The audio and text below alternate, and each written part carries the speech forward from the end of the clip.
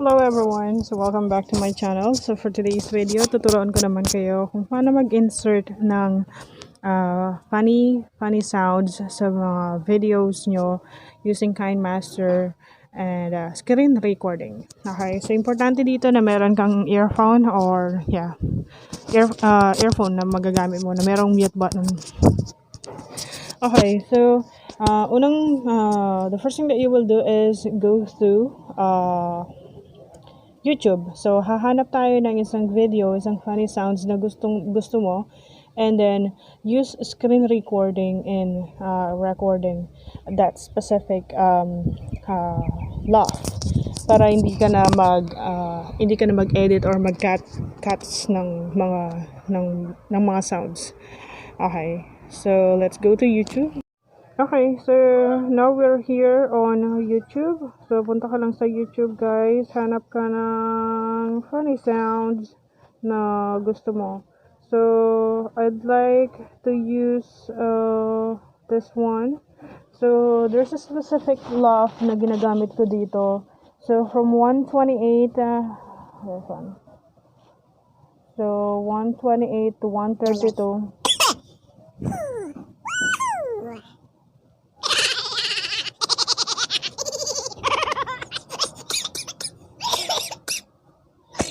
Okay. So, yun yung sound na gusto ko. So, gagawin ko lang is open ko yung screen recording ko. So, since I'm using the screen recording now, papatayin ko muna siya and then irerecord ko yung sound na gusto ko for me to be able to add it on my video. Okay. Okay, so welcome back, guys. Na-record ko na yung sound na gusto ko using screen recorder. Na important reminders, dapat nakamute yung button para yung specific na sound na lang yun lang yung makuha mo or ma-record mo. So, next is kukunin natin or pupunta tayo sa KineMaster. So, and a KineMaster, dali lang. Okay. So, let's make an example sa picture na to. Gusto ko siyang lagyan ng funny sound. So, in this part, pupunta lang ako ng media. So, add ko yung screen capture na nakuha ko.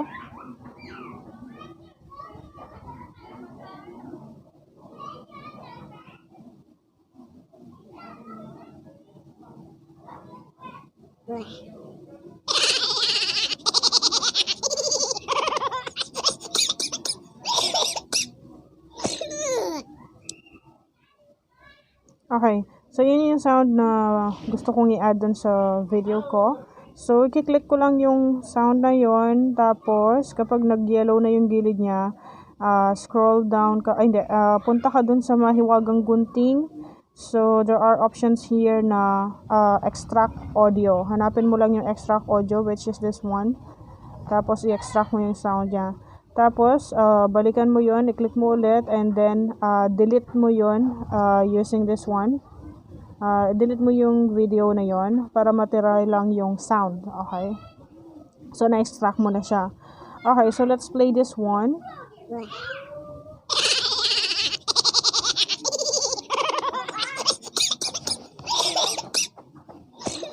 I take a bath? Okay, so that's how I add a funny sound on my video. So, there are so many ways for you to add funny sounds, pero it's up to you kung saan ka nadadalian. So, for me, this is the easiest way kasi ayoko nang mag-cut and edit pa ng mga sounds using other applications. So, ginagamit ko yung screen recording. Yung exact sound lang na gusto ko, yun yung i-record ko. Yeah.